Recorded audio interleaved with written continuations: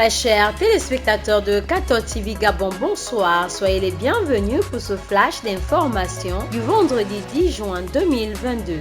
Dans le magistère universel, c'est dans l'après-midi du mercredi 8 juin 2022 que le Saint-Père s'est rendu à l'Académie pontificale ecclésiastique afin de s'entretenir avec les 32 prêtres étudiants sur l'actualité internationale et du service diplomatique dans l'Église.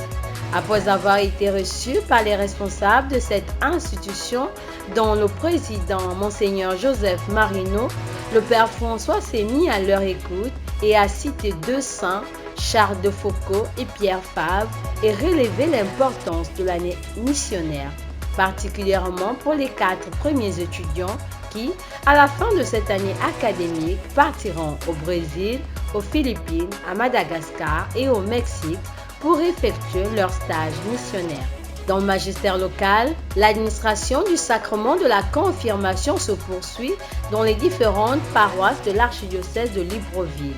Demain, samedi 11 juin 2022, l'archevêque métropolitain de Libreville, son Excellence, Monseigneur Jean-Patrick Ibaba, présidera l'Eucharistie en la paroisse Saint-Christophe d'Okala, où il rendra adultes dans la foi les néophytes des paroisses Marie Auxiliatrice de Mikolongo, Saint-Augustin, quasi-paroisse Saint-Joseph de Calazans et Saint-Christophe d'Okala. Le lendemain, en la solennité de la Sainte Trinité, le Père archevêque, Monseigneur Jean-Patrick Ibaba, sera l'hôte à 10h de la paroisse Louis-Marie Grignon de Montfort, où il administrera le sacrement de la confirmation aux néophytes des paroisses Saint-André, Notre-Dame de la Miséricorde et Louis-Marie Grignon de Montfort. Confions au Seigneur les déplacements du Père archevêque. Ce vendredi matin, la rédaction de 14 TV Gabon a reçu le Père Piotr Rotniak, curé de la paroisse Saint-Thomas d'Untum, qui nous a parlé des différentes activités de la paroisse dont il a la charge et le pèlerinage à pied Ntum Coco Beach qui aura lieu du 20 au 25 juin 2022. L'année scolaire 2021-2022 dans les différents établissements publics et catholiques s'achève avec l'organisation des examens CEP, BPC et BAC. À quelques jours du début des épreuves du baccalauréat, le proviseur de l'Institut Immaculée Conception, M. Jean-Philippe Ngonga Obam, dresse le bilan de cette année scolaire. L'institution Immaculée Conception se porte bien. Elle se porte bien parce que nous avons tout au long de cette année déroulé les programmes pédagogiques.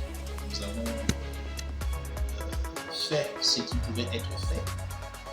Je dois dire que nous rendons grâce à Dieu parce que l'année scolaire 2021-2022 était différente des deux précédentes. Les deux précédentes étaient des années Covid, merci bien.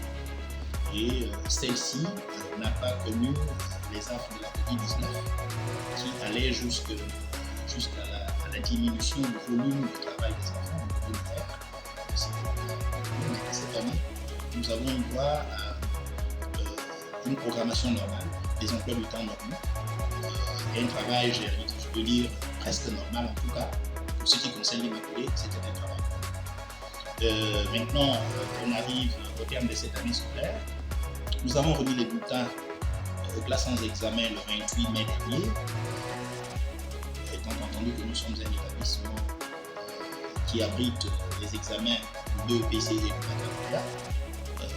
Donc, il ne nous était pas possible d'attendre plus longtemps puisqu'on cédait l'établissement à la Direction Générale des Examens à l'avance cette date là même. Il fallait même qu'on remette le bulletin. Donc, nous l'avons fait. Et au vu des résultats, je crois que nous sommes restés dans les standards habituels de l'Immaculée, à savoir un taux de réussite globale qui avoisine 92%. Saint du jour. 28e évêque de Paris, Landry se dévoue aux pauvres sur le territoire de Neustrie en vendant des objets sacrés pour les nourrir. Il construit en outre un hôpital à côté de la cathédrale dédié aux soins des indigents. Il meurt en 657. Bonne fête à tous ceux qui se prénomment Landry. Très chers téléspectateurs de 14 TV Gabon, c'est ainsi que se referme le flash d'information de ce vendredi 10 juin 2022. Nous vous remercions de l'avoir regardé.